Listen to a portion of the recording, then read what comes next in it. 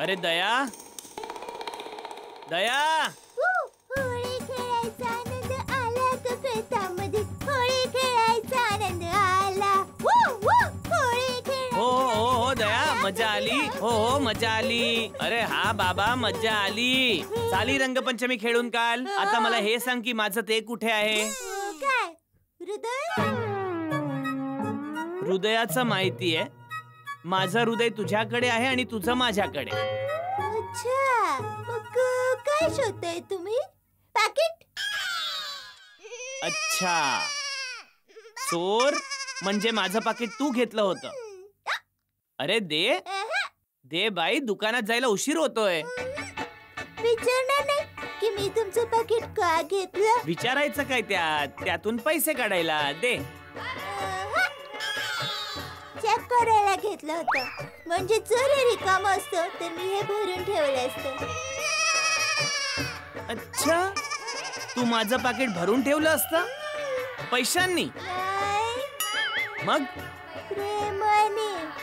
मी असं विचार केला की तुमच्या पाकिटात प्रेम नसेल तर, पण मी बघते तर काय, तुमचं पाकिट म्हणजे प्रेमाचा खजिनाच जणू. म्हणजे तुमच्या पाकिटात बापूजींचा, माझा आणि टपूचा तिघांचा फोटो आहे. अरे ते तर असणारच ना. तुम्ही तिघे काय म्हणतात ते माझ्यासाठी लाईफ लाईन आहात. म्हणजे माझं आयुष्य. खरंच माहितीये, जेव्हा दुकानात मला तुमची खूप आठवण येते ना, तेव्हा मी हे पाकिट उघडून हा फोटो बघत बसतो. अरे देखी आता. अरे मला दुकानात जायला उशीर होतोय. दया, तुम्ही जरा प्रेमाने वागा ना. दया, सकाळी सकाळी काही टाइमपास लावलाय तू हा. दे ना. अरे दे ना. अरे नाही देणार. तू आणि तुझा भाऊ एक सारखे आहात, अगदीच सारखे. म्हणजे काल त्याने मला त्रास दिला आणि आता तू मला त्रास देत आहेस. टपूचे पप्पा, याला त्रास देणं नाही, मस्ती करणं म्हणतात.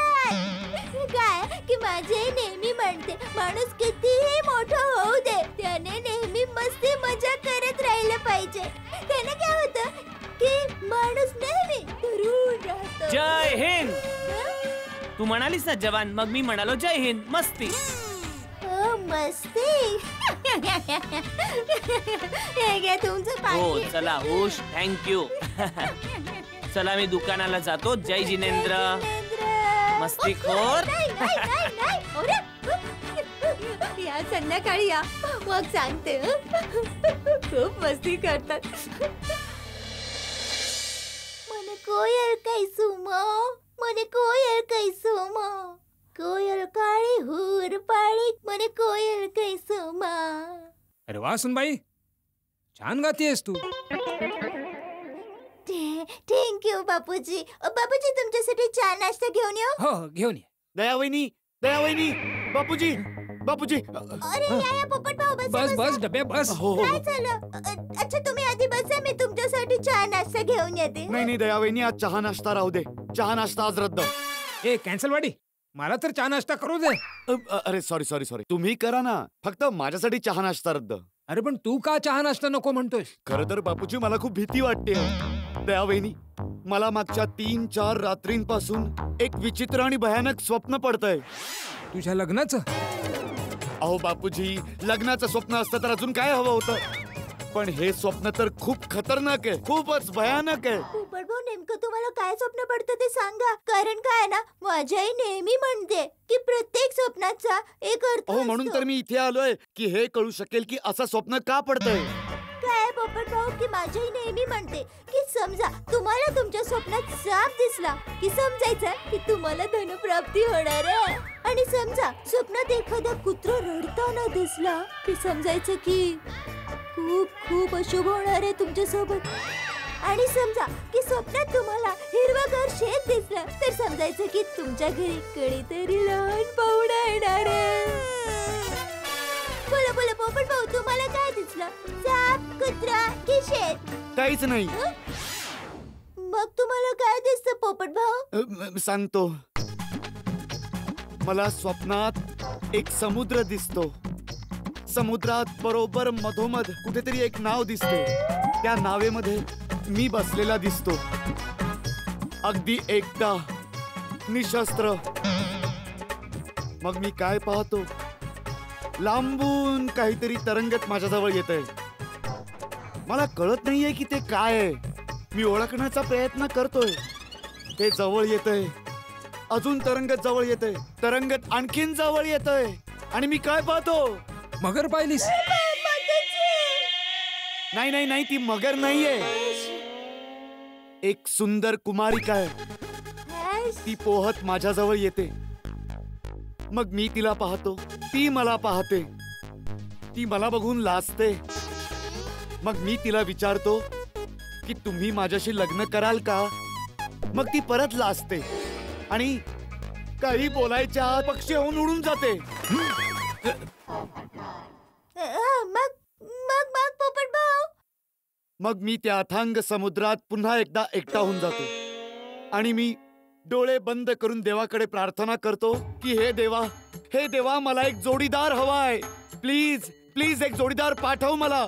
आणि जेव्हा मी डोळे उघडतो तेव्हा काय पाहतो? जलपरी. नाही, मग पोपट. हो बापूजी, पोपट. पोपट तो जो झाडावर बसतो, मिरची खातो, तो पोपट. आणि माहितीये, तो पोपट माणसांसारखा बोलतो. माणसांसारखं बोलतो? काय बोलतो? काहीच नाही. मला बघून हसतो आणि गाणं गायला लागतो. मग त्याचं गाणं ऐकून मी उडून जातो. म्हणजे मला असं म्हणायचं की मी उठतो, माझी झोपमोड होते.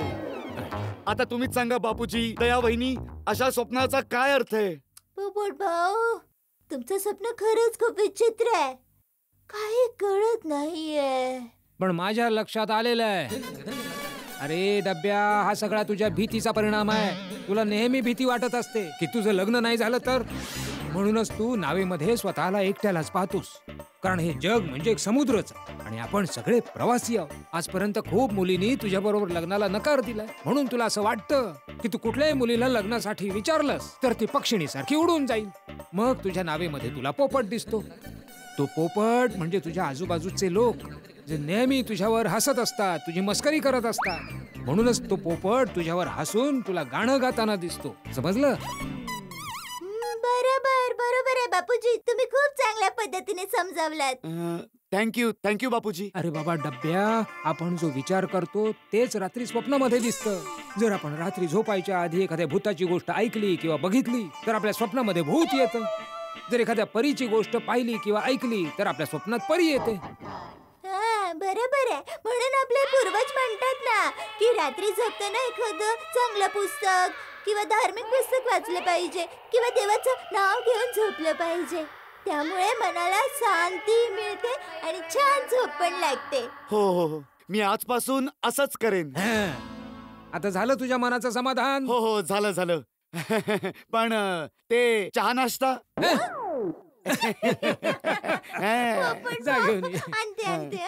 तुला माहितीये डब्या, माझ्या जेठ्याला फक्त 2च स्वप्न पडतात.